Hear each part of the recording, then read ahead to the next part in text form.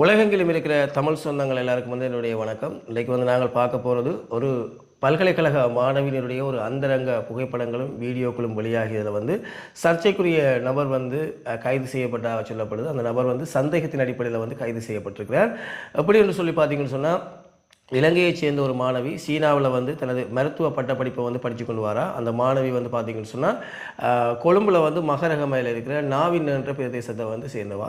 அப்போ இவாவினுடைய அந்தரங்க புகைப்படங்களும் அந்தரங்க வீடியோக்களும் ஒரு டெலிகிராம் பக்கத்தில் வெளியாகி இருக்குது. அந்த டெலிகிராம் பக்கத்தில் பார்த்தீங்கன்னு சொன்னால் கிட்டத்தட்ட 8000 பேர் இருக்கிறாங்க. அந்த டெலிகிராம் ஒரு குரூப் ஒன்றில் தான் அந்த வீடியோக்கள் ஃபோட்டோக்கள் வெளியாகிருந்தான். அந்த டெலிகிராம் குரூப்பில் 8000 பேருக்கிட்ட இருந்திருக்கிறாங்க. அப்போ இது சம்பந்தமாக தகவல் தெரிஞ்சு கொண்ட அந்த மாணவி உடனடியாக குற்றப்புலனாய்வு திணைக்களத்துக்கு, அதாவது கணனி சம்பந்தமான இப்படியான விஷயங்களை கணனி ஊடாக விசாரிக்கிற அதிகாரிகளுக்கு தெரியப்படுத்தினதுக்கு இணங்க குறித்த விஷயம் தொடர்பாக குற்றப்புலனாய்வு திணைக்களம் விசாரணைகளை மேற்கொண்டு ஒரு சந்தேக நபர்களால் கைது செய்யப்பட்டிருக்கிறார்கள். சந்தேக நபர் தற்போது வரைக்கும் சந்தேகத்தின் பேரில் கைது செய்யப்பட்ட நபராக இருக்கிறார். அவர் குற்றவாளி இல்லை. அவருக்கான வழக்குகள் எல்லாம் நீதிமன்றத்தில் நடைபெற்று தான் அவர் குற்றவாளியா என்பது உறுதி செய்யப்படும். இப்பொழுது அவர் சந்தேகத்தின் அடிப்படையில் கைது செய்யப்பட்டிருக்கிறார். பின்னர் அவர் நீதிமன்றத்தில் ஆஜர்படுத்தப்பட்ட பின்னர் அவர் சம்பந்தமான சந்தேகங்கள் எல்லாமே அங்கே நீதிபதியிடம் சொல்லப்படுது. பின்னர் அந்த சந்தேகத்துக்கு இடமான நபரை பார்த்தீங்கன்னு சொன்னால் காவல்துறையினர் நீதிமன்றத்தில் ஆஜர்படுத்தியதுக்கு இணங்க கொழும்பு தலைமை நீதிபதி அசங்க போதவாம அவர் தான் இந்த கொழும்பு நீதிமன்றத்தினுடைய நீதிபதி. அவர் பார்த்தீங்கன்னு சொன்னால் இவருக்கு 27ஆம் தேதி வரைக்கும் விளக்கமறியலில் வைக்க சொல்லி ஆணை பிறப்பிச்சிருக்கார். இந்த அடிப்படையில் அவர் விளக்கமறியலில் வச்சிருக்கிறார்.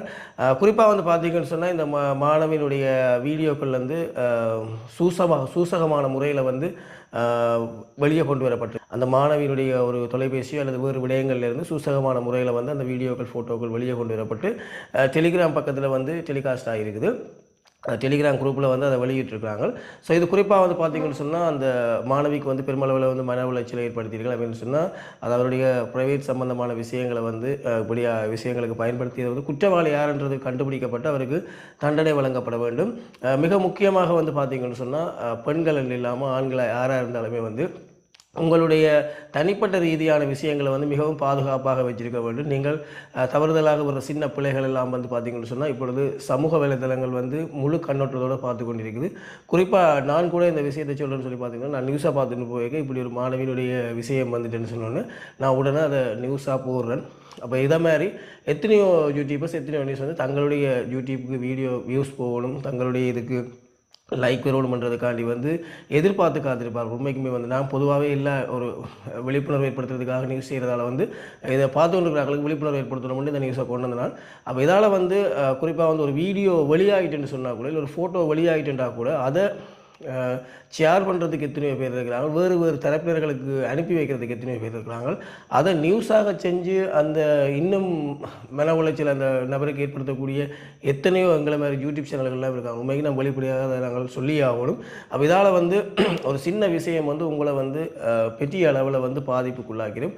இயன்ற அளவு உங்களுடைய தனிப்பட்ட ரீதியான விஷயங்களை மிகவும் பாதுகாப்பாக வச்சுக்கொள்ளணும். இல்லாட்டின்னு சொன்னால் இப்படியான விடயங்களால் நீங்கள் பெரிதும் மன ரீதியாக பாதிக்க வேண்டிய ஒரு தேவை ஏற்படும்.